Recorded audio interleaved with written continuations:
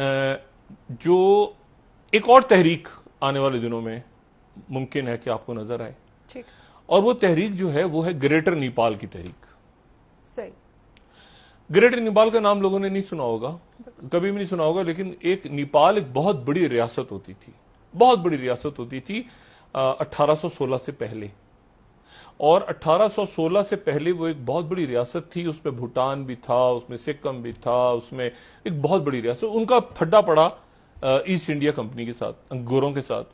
गोरों ने क्या किया कि जब लड़ाई हुई तो उसके टुकड़े उकड़े करके उन्होंने, ये उनका ग्रेटर नेपाल का नक्शा पुराना, उन्होंने नेपाल को तोड़ ताड़ के एक सिक्किम दे दिया, एक भूटान उसमें से निकल आया, उसमें से बहुत सारे उनकी जो फौजी जो बागी हो गए थे नेपाल के उस वक्त के जो हुक्मरान थे, उनके जो बागी हो गए थे, उनको गुरखा बना के अपने साथ, गुरखा फौज।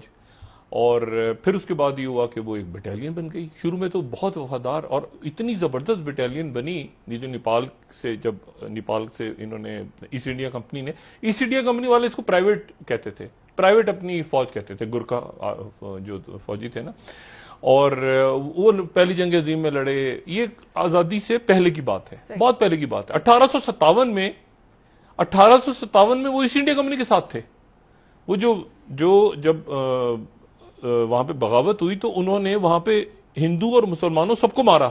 तो ये गोरखा इतने ज्यादा जो थे वफादार थे ईस्ट इंडिया कंपनी के। और अभी भी उनकी एक रेजिमेंट काम करती है। भारत में तो बहुत सारी रेजिमेंट्स है, बरतानी की फौज के अंदर भी उनकी रेजिमेंट है गोरखास की। तो बात यह है कि वो अब उनकी बहुत बड़ी तादाद मौजूद है इंडिया में, और इंडिया, नई दिल्ली डरता है कि कहीं ग्रेटर नेपाल की तहरीक ने दोबारा सर उठा लिया तो वो जो पुरानी खोई हुई अजमत थी नेपालियों की, क्योंकि नेपालियों के साथ जो नेपलीज हैं उनके साथ एक मुआहदा साइन किया था इंडिया ने कि आप हमारे नेशनल होंगे, हम आपके नेशनल होंगे, भाई भाई होंगे दोनों, रोटी बेटी का रिश्ता है। लेकिन वो मोदी साहब का जो जुमला था, लेकिन उनके अंदर कहीं ये चीज गुमशुदा अपनी तहजीब ढूंढने के लिए कौमें निकल आई हैं।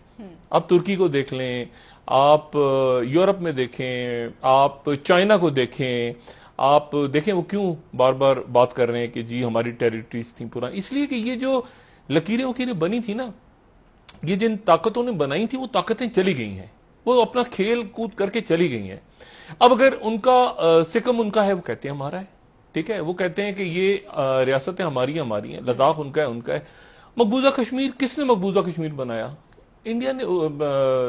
माउंट बेटन बना गए, माउंट बेटन जो थे वो नेहरू माउंट बेटन। तो मकसद ये लकीरें जो हैं, ये वो लकीरें हैं जो बरतानिया उस वक्त की सुपर पावर्स बना के चली गई, और उन्होंने मशरिक वस्ता में भी खींची, वो भी खत्म हो रही हैं। जो यहां खींच के गए वो भी खत्म हो रहे हैं। चाइना एक बड़ी पावर के तौर पर उभर के सामने आ रहा है, और वो इंडिया से कह रहा है कि आपकी नहीं, जो हमारे इलाके थे तारीखी तौर पे, वो हमें वापस किए जाएं। और इनका माथा ये फूटा हुआ था कि इन्होंने 5 अगस्त को वो जो कानून था वो ना सिर्फ मकबूजा कश्मीर बल्कि लद्दाख के ऊपर भी लगा दिया। लद्दाख के ऊपर इस तरह लगाया कि एक सिर्फ लेफ्टिनेंट गवर्नर होगा, और वो दिल्ली में बैठ के, कोई कानून सार असेंबली नहीं होगी, दिल्ली में बैठ के वो वहां से कंट्रोल करेगा लद्दाख को।